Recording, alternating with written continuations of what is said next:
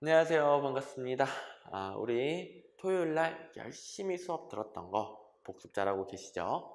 이 공부라는 것은 계속 반복이 돌아줘야 되는데 이 8시간 동안 배웠던 걸 갖다가 통째로 다 계속 반복할 수는 없는 거예요. 그러면 진도를 못 나가잖아요. 진도 못 나가면 우리 아까 설명드렸듯이 수학의 정석책처럼 앞부분만 새까맣고 뒤로 가면은 잘 모르고, 근데 시험 문제는 전범위 다 나오는데 그러면 안 되잖아요.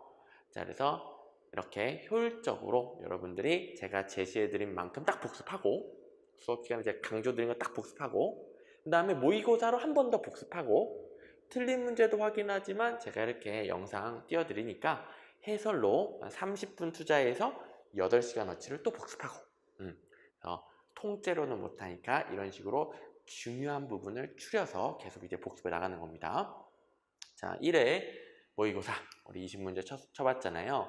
제일 앞부분부터 우리 행정 이론 챕터 2까지 여기까지 문제를 내봤는데요. 아직까지는 여러분들이 이 객관식이라는 거, 또 OX만 판단하면 되는 거, 여기에 대해서 적응이 덜 됐을 수 있어요. 자, 근데 우리 수업 시간에도 끊임없이 이 공무원 시험 행정학을 보러 왔으면 공무원 시험에 맞춰서 준비해야 된다고 그랬잖아요. 우리 행정학 학자 될 거 아니고요. 행정학 논문 쓸 거 아니란 말이에요. 공무원 시험 행정학에서 문제 풀 수 있어야 된단 말이에요. 아무리 배경 다 알고 논리 다 이해해도 문제 못 풀면 헛공부한 거란 말이에요. 그래서 제가 수업 시간에도 엄청 강조드리면서 하나하나 기출문제 비교해 드리지만 한 번 더 또 문제 적용하는 연습을 하는 겁니다. 그래서 아직 조금 거기에 익숙하지 않으신 분들은 분명히 내가 배웠음에도 불구하고 시간 내에 정답을 못 골라내실 수가 있어요. 근데 이렇게 모의고사 치면서 계속 수정해 나가는 거예요. 처음엔 잘 안 되지만 훈련하고 반복하고 하다 보면 자연스럽게 이 문제 패턴에 익숙해지는 겁니다. 모의고사 풀면 틀릴까봐 선생님 저 아직 다 이해가 안 된 것 같아서 문제 풀어서 틀리면은 마음이 너무 아플 것 같아요. 이래다가 언제 점수 땁니까? 자, 모의고사 틀려도 괜찮아요. 근데 틀리면서 적응하셔야 돼요. 계속 우리가 맞서 싸울 적에 대해서 분석하셔야 돼요. 그죠? 틀리는 거 절대 두려워하지 마세요. 그리고 문제 아껴두지도 마세요. 그냥 동시에 풀면서 복습도 하고 동시에 풀면서 문제 푸는 테크닉, 문제 적응 다 하시는 겁니다. 나중에 다 이해하고 문제 풀어야지 그런 순간은 안 와요. 행정학 엄청 방대하고 난해한 학문이에요. 그런 시간 안 와요. 근데 문제를 풀면 바로바로 적용 연습해보면 점수는 딸 수 있어요. 제가 항상 강조드리는 거 아시죠? 자, 그래서 1회 모의고사 같이 해설 들으면서 또 적응력을 높여가 봅니다. 우리 수업 시간에도 계속 확인을 했지만 문제로 나오는 건 굉장히 한정적이에요. 이거는 뭐 완전 기초 문제인데 행정과 관련해서 협의, 광의 나누죠? 협의, 광의. 그리고 아무 말 없으면 당연히 협의 행정이고 우리 정부가 하는 행정을 배우는 거니까. 그리고 또 아무 말 없으면은 현대 행정이다. 그거 감안해서 풀어보시면 되겠습니다. 자, 어디 가볼까요? 여기 2번. 아무 말 없이 그냥 행정이다. 사회의 공공가치 실현을 목적으로 한다. 협의 행정을 말하는 거죠. 공공가치, 공익실현. 행정은 민주주의 원칙에 따라 재원의 확보와 사용에 있어서 국회의 통제를 받아야 되죠. 당연히 받아야죠. 당연히. 협의 행정은 정부가 하는 행정이고 국민의 대표기관인 입법부의 통제를 받는 게 이 대의민주주의에서는 기본 원칙이죠. 일반 민간기업이 하는 행정, 그러니까 광의 행정하고 다른 점이 이거죠. 답은 3번 쉽게 구하셨을 거고요. 그 다음에 이 행정이 최근에는 어떻게 변하고 있다. 우리 이미 신공관리론까지 다 배웠잖아요. 유거버넌스도 배웠잖아요. 거버넌스 시대로 나아가고 있다. 정부 혼자 하는 게 아니라 혼자가 아니라 사회의 다양한 주체들이 함께 참여하는 협력행위, 거버넌스로 변해가고 있다.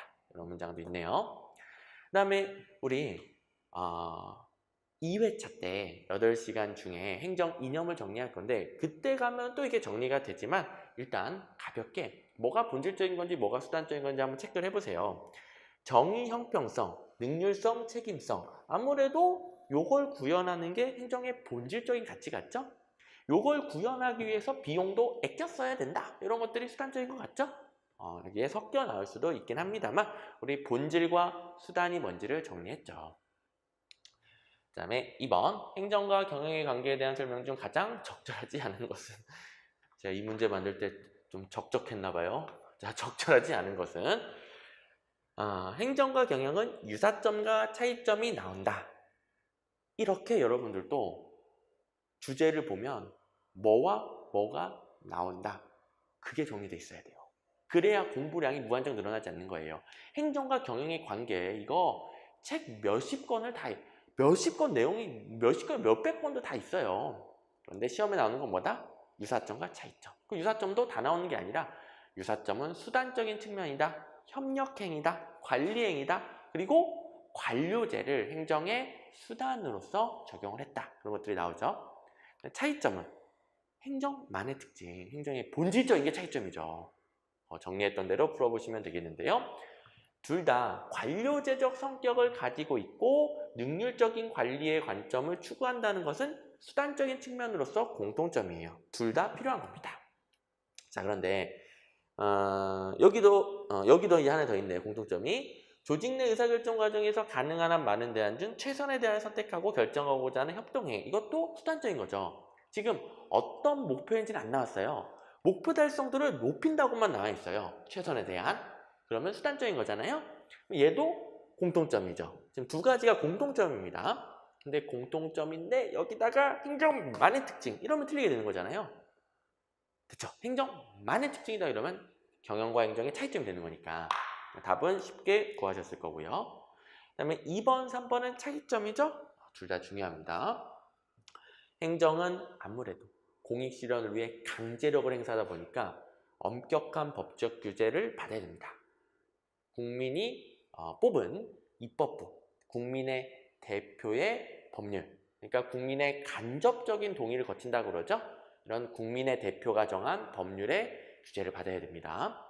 환경 변화에 따른 조직의 대응 능력이나 인력의 충원 과정에서 아무래도 법을 정해야 되고 바꾸려면 법을 바꿔야 되고 하다 보니까 탄력성이 떨어지죠. 경영과 달리. 3번, 행정은 모든 국민을 대상으로 하죠. 근데 경영은 우리 고객님, 돈을 내거나 돈 낼 가능성 있는 고객님을 대상으로 합니다. 이게 또 행정과 경영의 중요한 차이점이죠. 공통점 2개, 차이점 2개 잘 챙깁니다. 그 다음에 3번 보시면 우리 이원론, 일원론이라고 배울 때는 저게 뭐 하는지 모르겠는데 이원론에 따르면 촤, 일원론에 따르면 촤 이렇게 정리를 했어요. 근데 배우다 보면은 도대체 이원론이 맞아, 일원론이 맞아 막 이렇게 혼란스러운데 시험 문제 보면 어떻습니까? 이원론에다가 일원론 넣어서 틀린 선지 만들고 일원론에다가 이원론 넣어서 틀린 선지 만들고 이게 다예요.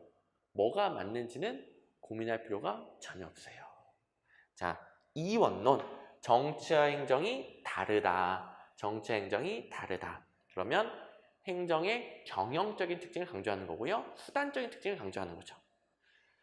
보시면은 이원론 우드로 윌슨이 미국에서 1880년대 공무원제도 개혁의 중심 이론을 작용했어요. 정치와 행정을 분리시키고 분리시키는데 중요한 역할을 했던 게 실적주의와 같은 공무원제도거든요. 여기 실적주의 설명한 겁니다. 실적주의는 아직 자세히 안 배웠어요. 인사이론에서 엄청 자세히 배울 거고요. 일단 실적주의 이름 기억해 두시고 이원론의 대표학자인 윌슨은 당시 유럽식 중앙집권 국가의 관료제가 바로 목표를 정해주면 능률적으로 집행하는 그런 기제란 말이에요. 이걸 빌려왔습니다. 그래서 윌슨, 베버리안 패러다임 기억나시죠?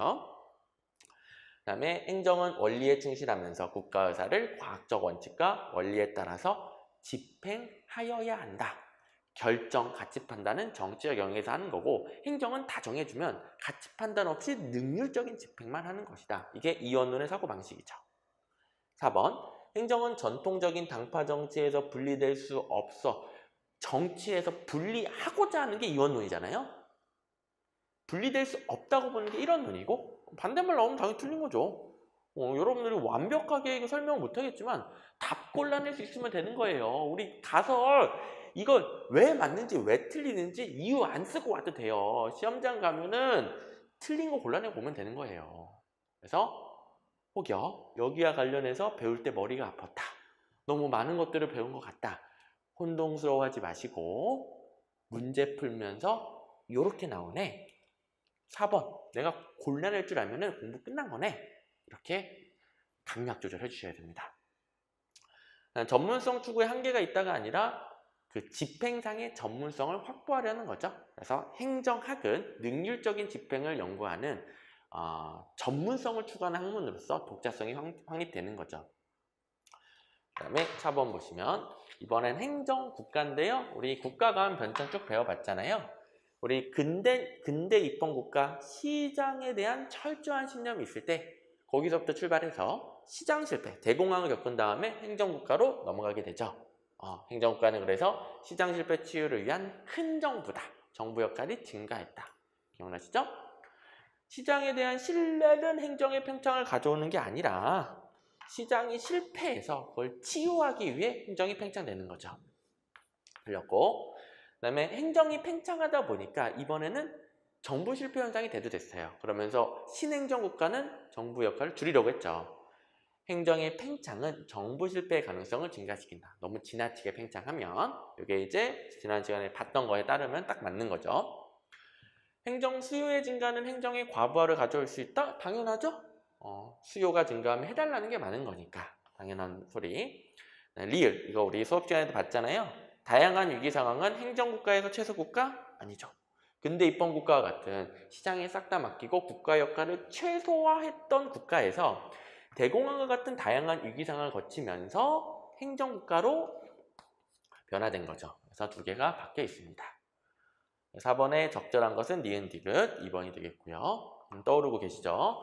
근대 입헌 국가, 대공황과 같은 시장 실패, 행정국가, 또 행정국가의 정부 실패 현상을 치유하기 위한 신행정국가, 정부 역할 축소, 거버넌스, 그림 쭉 기억이 나셔야 됩니다. 5번.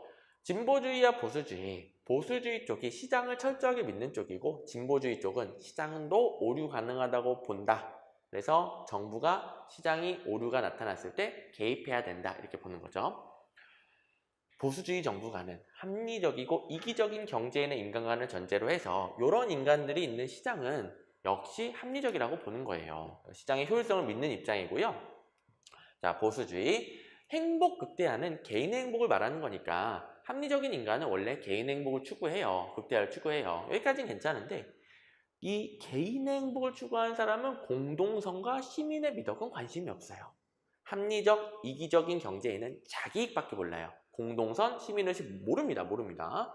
이쪽 공동선, 시민의 미덕, 공동체 이런 걸 중시하는 것은 정부가 나서야 된다고 보는 진보주의죠. 답은 2번이 되겠고요. 진보주의, 적극적 자유와 실질적 평등. 좀 이건 암기하라고 그랬습니다. 보수주의, 소극적 자유와 기회의 평등. 그죠? 자세한 설명은 안 드리고요. 이건 좀 암기해 주시고. 또 진보주의는 정부 개입을 허용하는 입장이죠. 정부가 나서야 된다고 보는 입장이죠. 진보주의는 효율성과 공정성 번영에 대한 자유시장의 잠재력 자체는 인정해요. 진보주의는 정부를 좋아하지만 시장을 없애자는 게 아니라 시장이 오류 가능할 때, 그러니까 오류가 나타날 때 정부가 개입하는 것을 허용하는 겁니다. 아예 시장을 부정하는 건 아니에요. 시장을 부정하면 북한이라고 했어요. 북한. 아닙니다. 그 다음에 6번. 우리 과학적 관리론, 인간관계론 비교해서 출제되는 거 보셨죠? 과학적 관리론이 전통적인 미국의 고전적 행정학이었다면 거기에 대한 반발 중에 하나가 인간관계론. 또 우리 테가시 메이노. 인간관계론이라고도 문제를 내지만 이 말 없이 호손 실험에 따르면은 이렇게 됩니다. 테가시 메인호 호손 실험 인간관계론 기억해 두시고. 자, 당연히 틀린 선지는 과학적 관론이 등장합니다. 과학적 관리는 뭐예요? 가장 효율적인 원리 정해놓고 그대로 시키는 거죠. 인간을 기계처럼. 비공 집단 이런 거 있으면 안 돼요. 항상 공식적으로 통제가 돼야 돼요. 그래서 비공 집단의 단점 극복을 위하여 권위주의적 리더십 이용을 필요로 한다. 과학적 관리론. 있고, 그 다음에 여기 옳은 것이니까 이 두 개 더 골라야 되네. 옳지 않은 것으로 이제 과학적 관리 3번 답인 줄 알았더니, 자, 옳지 않은 거 두 개 더 골라내 봅니다. 조직 생산성 제고를 위해 기계적 능률성과 경제적 보상이 중요하다. 그렇죠. 인간적인 건 고려하지 않아요. 무조건 기계적 능률성이에요. 문제로 보셨죠? 그리고 인간은 일 시키고 돈 주면 일한다. 이런 X이론적인 합리적 경제인을 상정합니다. 과학적 관리론. 조직 관리 활동에 참가함으로써 조직 구성원이 사회 심리적 욕구를 충족하는 것은 관심 대상이 아니에요. 그냥 무조건 기계적으로 일시키는 거. 이게 과학적 관리론. 그래서 1번만 인간관계론입니다. 비공식 집단은 개인의 생산성을 제고하는데 결정적인 역할을 한다. 과학적 관리론은 비공식 집단이 있으면 안 된다. 인간관계론은 비공식 집단을 활용하는 게 더 생산성을 높일 수 있다. 대비되는 포인트 잘 챙겨주시기 바랍니다. 7번 사이먼의 행정이론. 자, 사이먼 같은 경우에는 이름 자체를 알아야 돼요. 사이먼 행정이론은 사이먼의 행태론. 사이먼은 원체 유명하기 때문에 그냥 이렇게도 냅니다. 사이먼의 행태론은 2번 행정은 과학적, 계량적 연구를 하는 거죠. 근데 이걸 하는 이유는 어떤 현상의 원인을 설명하든가 아니면 미래를 예측하든가 X이면 Y다를 찾아가지고 X가 있으니까 Y가 나올 거야 이렇게 예측하든가 인과관계 찾는 거죠. 사회문제 해결 여기가 틀린 거죠. 사회문제 해결을 못한다는 비판을 받았죠. 원인만 찾아주고 있는 거예요. 사회문제 해결은 후기 행태론이죠. 사회문제 해결 후기 행태론. 답은 여러분들 명확해요. 시험 문제 나오는 패턴 그대로예요. 그대로. 앞에 건 맞고 여기는 틀리고. 근데 이 문제는 여러분들 시험 본 결과를 보니까 죄다 1번을 해놨더라고요. 죄다 한 14%인가 빼고는 다 1번 해놨어요. 아니다. 14%가 2번을 했고 나머지 85% 중에서 절반이 훨씬 넘게 1번을 해놨어요. 그러니까 거의 50% 반절이 1번을 해가지고 틀렸는데요. 왜 이런 현상이 나타났냐면 정치행정 이 원론은 행정의 결정 기능을 결정 기능을 아예 그냥 배제해요. 배제. 그래서 이원론이 결정을 추구한다 그러면 틀려요. 됐죠? 근데 그거는 옛날 이원론이고 사이먼 행태론도 이원론으로 분류되지만 더 발전된 이론이에요. 얘는 결정 기능 인정해요. 옛날 이원론, 1원론 그 논의하고 달라요. 논의의 초점이 전혀 달라요. 얘는 결정이라는 걸 인정한다라고 제가 수업 시간에 이거 옳은 선지라고 제가 분명히 여기다가 띄워드리고 말씀을 드렸잖아요. 그렇죠? 물론 그렇지만 제가 여러분한테 뭐라고 하는 게 아니라 수업 시간에 이렇게 띄워드렸어도 끊임없이 혼동되는 포인트가 생깁니다. 그런데 지금 모의고사 풀고 해설 들으니까 그게 채워진 거예요. 공부는 내가 까먹고 부족한 게 있을 때 스트레스 받는 게 아니라 부족한 거 발견하면은 채워나가는 거고요.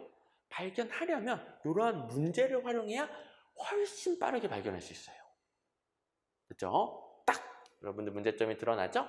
그래서 의사결정 과정을 핵심으로 한다라고 인식하되 이원론 계열이다 보니까 이 결정, 가치 판단 자체를 연구하는 건 아니에요. 가치 판단 연구 안 합니다. 그냥 이렇게만 인식하고 이제 눈에 보이는 사실들, 행태들을 관찰해서 인과관계 찾으려는 이론이 되는 거죠. 이건 그냥 옳은 선지다.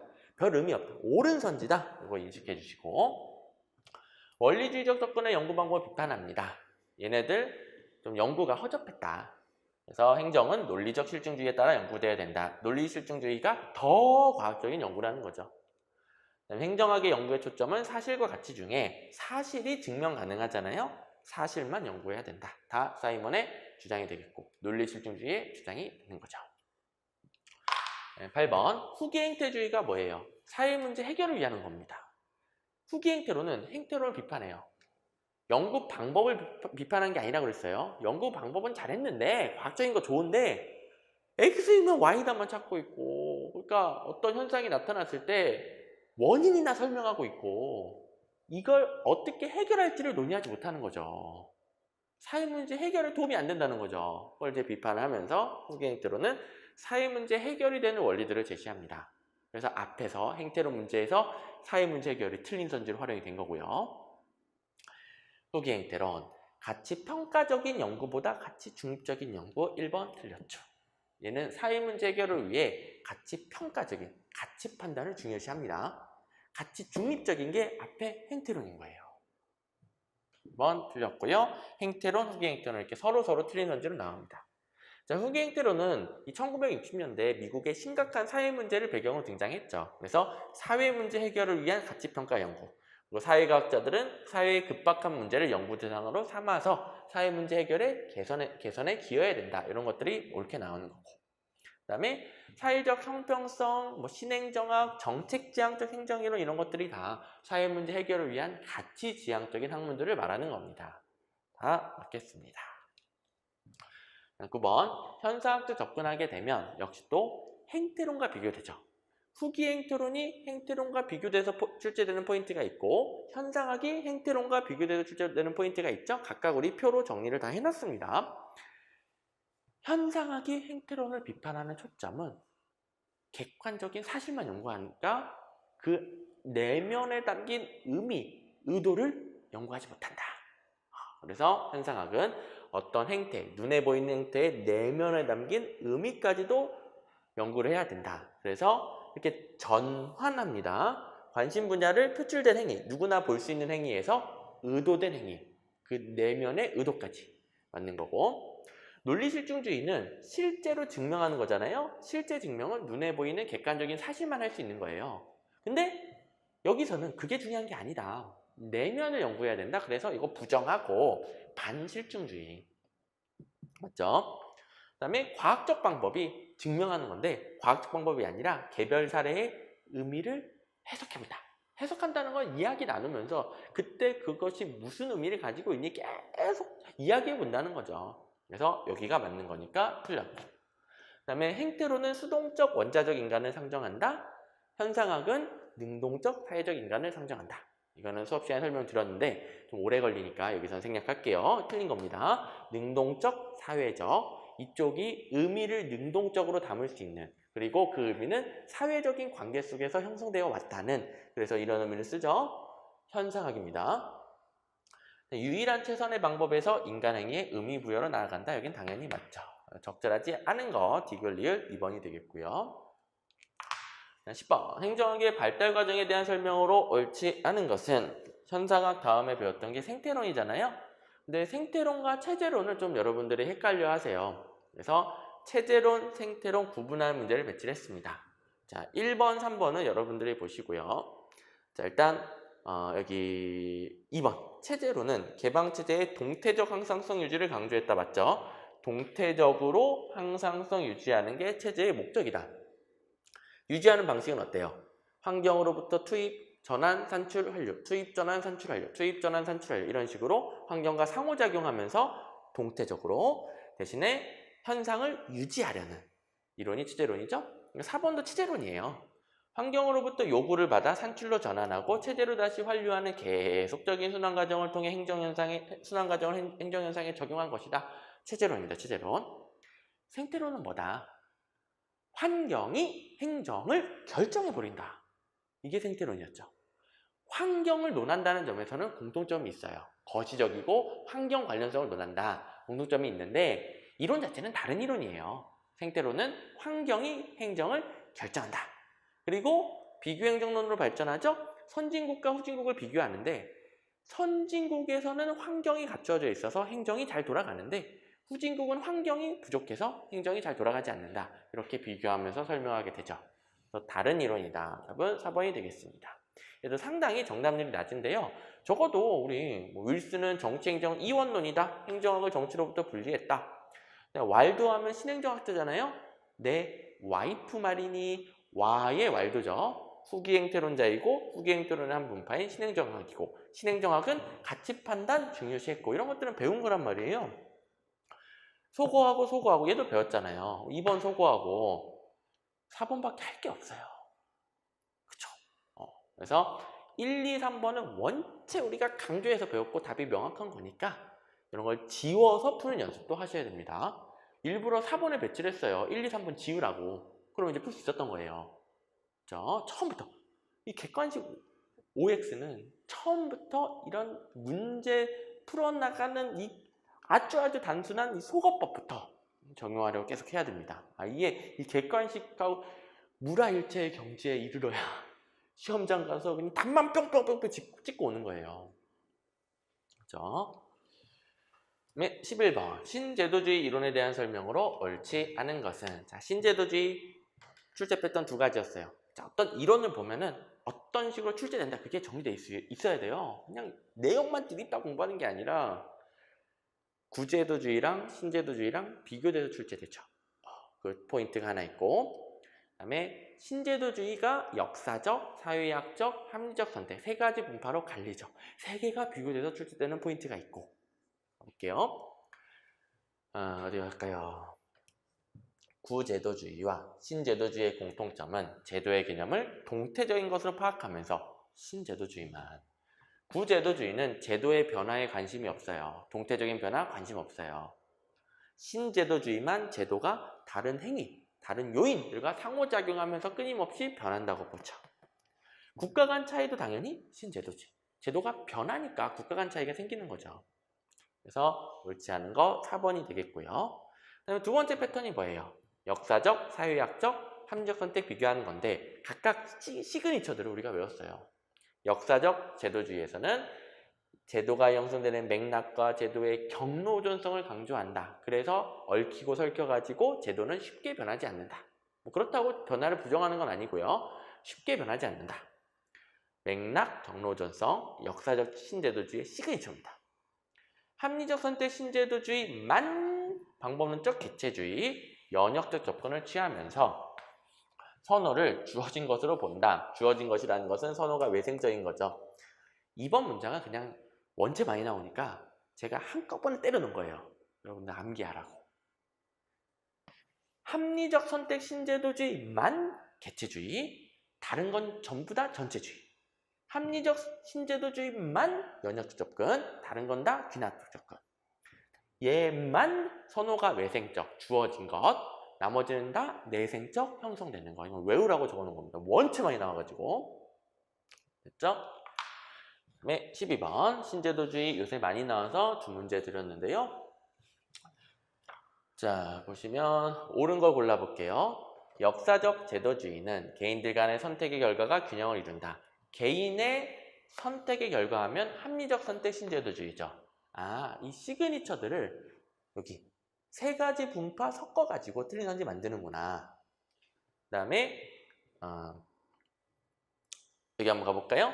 선진제도 학습에 따른 제도의 동영화. 동영화는 사회학적 신제도주의 시그니처죠. 여기서는 맞구나. 답은 2번이구나. 이렇게 풀어주시면 되겠고, 역사적 신제도주의의 시그니처는 방금 전에 봤듯이 역사적 맥락과 경로전성. 그래서 역사적 신제도주의 경로전성 강조한다. 괜찮구나.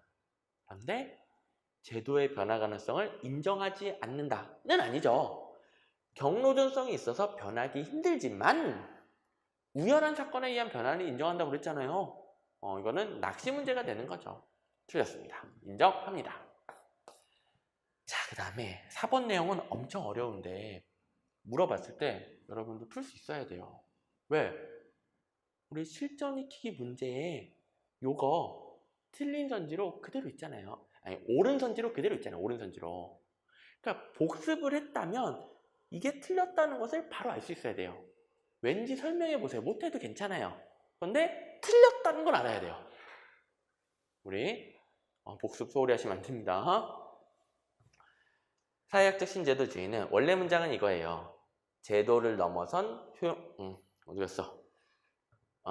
원래 문장은 사회학적 신제도주의는 제도를 넘어선 효용극대화의 합리성에 따라 행동하는 것보다 조직 구성원이 주어진 제도 안에서 적합한 방식을 찾아 행동한다. 이게 원래 문장인데 이 두 개를 바꿔놨잖아요. 틀린 거죠. 이게 바뀌었다는 거 알면은 틀렸다는 거 아는 거예요. 왠지는 몰라도. 아시겠죠? 그러니까 그만큼 우리 중요한 기출 문제들은 끊임없는 반복이 필요한 거고요. 그래서 제가 수업 시간에 설명드리고 문제로도 드리고 실전 익히기 문제도 또 있는 거고요. 이렇게 복습 중요합니다. 자, 설명해드리면 사회학적 제도주의는 이 개인의 효용 극대화 합리성이 아니라 사회적으로 적합한 행동이 제도로 발전된다는 거잖아요. 조직 구성원이 주어진 제도 안에서 적합한 방식, 사회적으로 적합한 방식을 추구한다. 이런 단어가 어울리는 단어예요. 이게 사회적인 관습에 따른다. 사회학적 신제도주의인 거죠. 그다음에 13번 가보시면 우리 합리적 선택 신제도주의 계열 이론으로서 주인 대리인 이론과 거래 비용 이론이 있는데요. 일단 주인 대리인 이론은 수업 시간에 자세히 설명드렸으니까 논리는 생략하고 자, 문제풀이만 합니다. 여기서 주인 대리인을 바꿔서 내는 패턴 진짜 많이 나오니까 대비하라고 그랬죠? 주인의 대리 손실은 주인에 대한 대리인의 정보 부족이에요. 정보 부족, 정보에 비대칭하면 대리인에 대해서 주인이 잘 알지 못한다. 요 용어라고 강조드렸죠? 골라내셨죠? 그래서 틀린 것은 1번이 되겠습니다. 자, 나머지는 공부사만 쭉 읽어보시면 되는데요. 역선택은 이 정보 비대칭 등으로 인해서 잘못된 대리인을 선택하는 거. 그래서 기준 미달의 대리인을 선택하는 현상이다. 그 다음에 이거는 해결 방안 쪽인데요. 그냥 가볍게만 보세요. 민영화는 제대로 안 배웠잖아요. 시장의 경쟁 요소를 도입함으로써 주인 대리인 손실을 방지하고자 하는 노력의 일환으로서 그냥 읽어주시고 도덕적 해이를 방지하고자 당사자들의 이기적인 결정이 주인에게 기여하도록 유인을 제공한다. 아, 그렇죠? 유인일치 방식을 연구해 놓으면은 예를 들어 열심히 일하면 성과금 많이 줄게. 이렇게 성과랑 그 급여랑 연결해 두면은 대리인이 본인의 성과급을 위해 열심히 하는 게 주인을 위한 게 되죠. 유인일치가 되죠. 이런 것들은 당연히 도덕적 해이를 방지할 수 있겠죠. 그 다음에 14번 가보시면 공공선택론. 아우 엄청 많이 나옵니다. 엄청. 4개 다 틀린 선지로 계속 나올 수 있는 선지들인데요. 자, 골라볼게요. 경제학적 원리를 공공부분, 행정학에도 적용하려는 이론이죠. 이거 많이 나온다고 그랬습니다. 적용하려는 거. 그래서 경제학적인 모든 가정을 적용하는데 인간은 경제적 존재이므로 개인은 사회 전체의 공공이익이 아니라 자기 이익을 고려한 선택을 한다. 이게 이제 맞는 거죠. 답은 3번이고 조심해야 될 거. 여러분들이 지금 꼭 챙기고 가야 될 것은 모든 인간은 경제적 존재인 거예요. 모든 인간은. 공무선택론, 경제학의 가정 그렇습니다.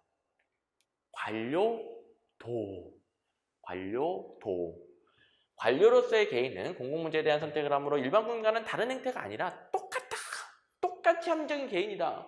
이게 이제 출제로 나온단 말이에요. 관료도 챙겨두시고 그 다음에 1번 얘는 쉽죠. 공공재를 공급하는 건 당연히 정부고요. 수요하는 건 시민이죠. 그 둘 간의 교환으로 이해한다. 시장처럼 이해하는데 어쨌든 공급자 수요자 바꾸면 당연히 틀렸고요. 이 패턴도 많이 나온 패턴입니다. 그 다음에 15번 공공선택론에 대한 설명으로 옳지 않은 거. 이거 외우기로 했죠? 관할권을 중첩시켜서 경쟁을 발생시키고 경쟁을 발생시켜야 효율성이 나타난다. 관할권의 중첩. 그리고 두 번째 이거 외우기로 했죠? 다양한 분권화된 조직을 활용하여 배분적 효율성을 달성한다. 분권적 조직. 2개 구체적인 처방으로서 암기합니다. 자, 이런 방식들이 시장의 경쟁을 활용하는 건데요. 공공부문의 시장 경제화를 통해 시민의 편익이 극대화될 수 있는 서비스 공급과 생산이 가능하다고 보기 때문에 이런 경제적인 원리를 적용하는 거고요. 이런 비판이 가능하죠. 지금 경제적인 원리, 경쟁의 원리는 민간 부분의 기법인데 이걸 공공 부분에 무리하게 적용하는 거 아니냐. 그래서 공공 부분과 민간 부분의 차이점을 강조하고 있다는 비판을 당연히 받을 수 있겠죠. 다음에 16번 가보시면 신자유주의 정부 이념 및 관리수단과 연관성이 적은 것은 자, 문제 보세요. 신자유주의에 대해서 우리 안 찾아봐도 된다고 그랬어요. 하지만 신공공관리론의 배경이라는 것은 알아두기로 했죠. 시장을 사랑하는 사상이다. 신공관리론을 물어봐도 똑같은 게 출제되고요. 신자유주의를 물어봐도 똑같은 게 출제됩니다. 신자유주의 자체는 안 물어보거든요. 신자유주의의 이념 및 신자유주의의 관리수단. 이게 이제 신공관리론에 의한 관리수단이 되는 거예요. 1번 시장주의와 신관리주의를 양축으로 하는 신공공관리론은 1980년대, 그러니까 70년대의 정부 실패 현상 이후 80년대부터 선진국의 행정개혁을 주도했고요. 민간기업의 성공적인 경영기법을 행정에 접목시키려고 하고요. 그래서 효율적인 관리를 추구하고 아직 제대로 안 배웠지만 개방형 임용이 경쟁시키는 방식이에요. 성과급제 이것도 경쟁시키는 방식이죠. 이걸 통해서 행정의 경쟁원리 도입을 추구합니다. 정부의 민간 부분에 대한 간섭과 규제는 최소화하고요. 합리적으로 축소 조정되어야 된다는 입장에서 규제 완화. 그렇죠? 웬만하면 시장에 맡겨요. 시장에 맡기고 정부가 규제하는 게 아니라 시장에 맡기고 시장에 대한 규제도 완화시켜주고요. 시장을 믿는 거죠. 이런 것들이 다 신공공관리론이고요.